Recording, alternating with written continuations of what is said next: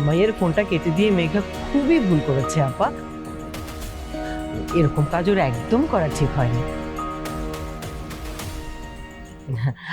আসলে মানে আমাদের মেয়েটা না আপা খুব লাজুক।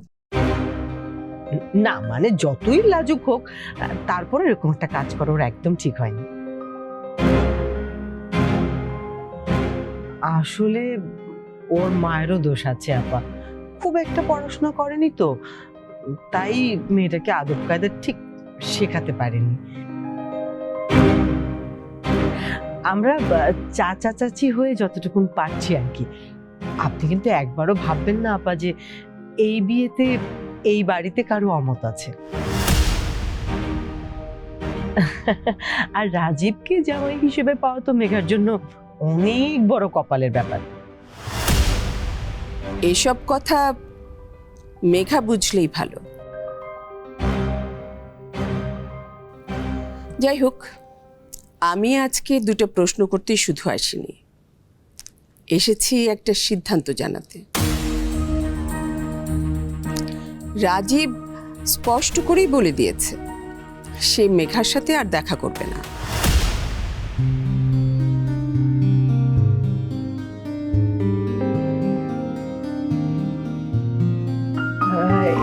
এটা কেমন কথা আপা?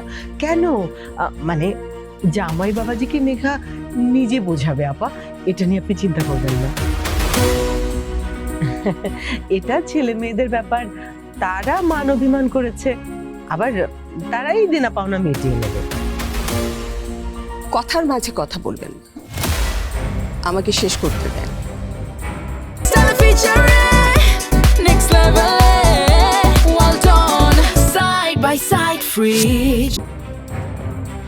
রাজীব ততক্ষণ মেঘার সাথে দেখা করবে না যতক্ষণ না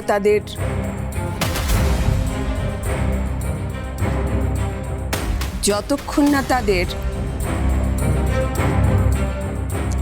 এনগেজমেন্ট হয়।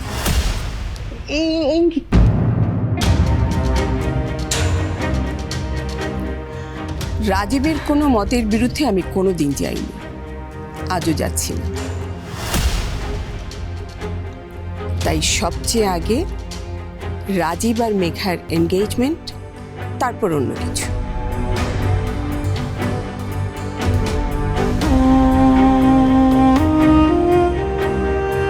আর সেই জন্যই আমি চাই এনগেজমেন্টটা হোক কালকেই।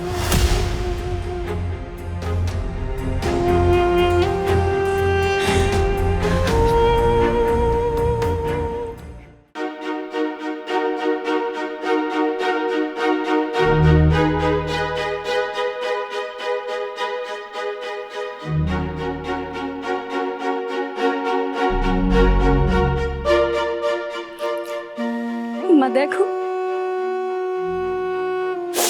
আমার এনগেজমেন্ট হইতেছে কালকেই।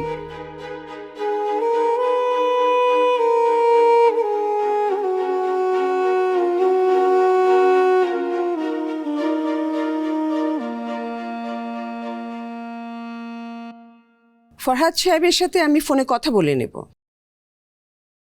আশা করি তেমন কোনো ঝামেলা হবে না। ঝামেলা? কি যে বলেন না আপা, দেখেন না খুশিতে মেঘার চোখেও পানি চলে এসেছে। কি রে, তাই না রে মেঘা?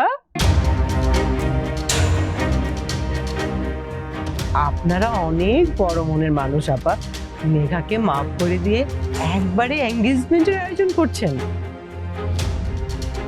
এই মেঘা, এই তোর শাশুড়িকে সালাম কর, আয়।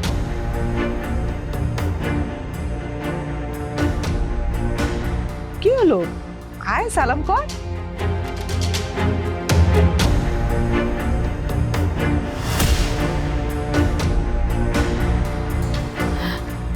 চেইনটা তো আসলে আলমারিতে। এনগেজমেন্টের দিন যেন গলায় থাকে।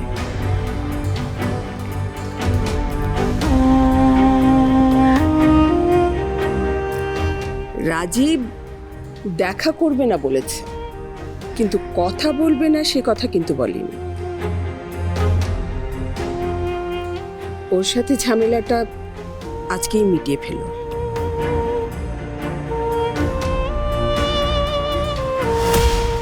ঠিক আছে? ঠিক আছে।